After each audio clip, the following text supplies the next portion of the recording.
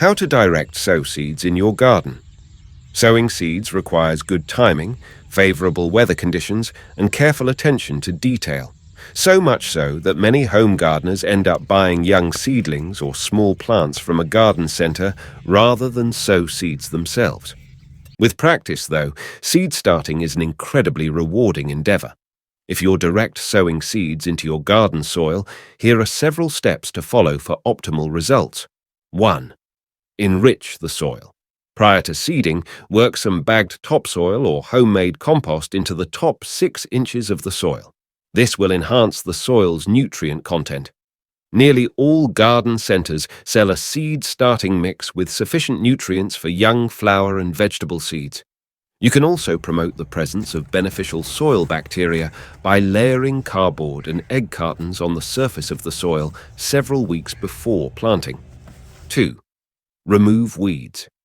If you have weed seeds in your soil surface, you can coax them to sprout prior to planting your seeds.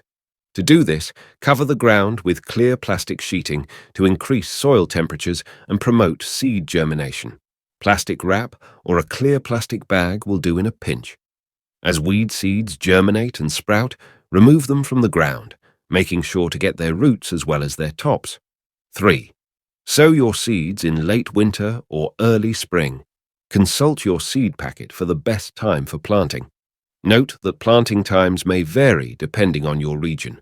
A good rule of thumb is to sow seeds 8 to 10 weeks prior to the last frost. 4. Plant seeds at the proper depth. Planting depth matters for seed germination. For shrubs and vegetables with larger seeds, plant each seed at a depth that's roughly 3 times the diameter of the seed itself.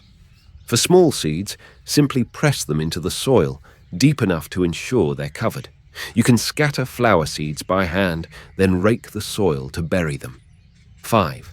Water gently. Moisten the ground where you've planted your seeds, but avoid overwatering. The soil around seeds should remain moist, but never soggy standing water. 6. Thin seedlings occasionally. Too many young plants close together will crowd each other out and make it impossible for any to thrive. Thin seedlings periodically so that the surviving plants can grow to their maximum potential. 7. Add mulch once the seedlings have matured. Avoid mulching the soil until plants emerge from the ground and their stems begin to strengthen.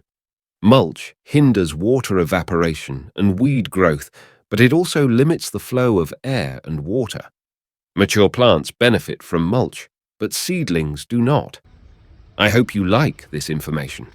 Please subscribe to my YouTube channel and share this video with your friends and family.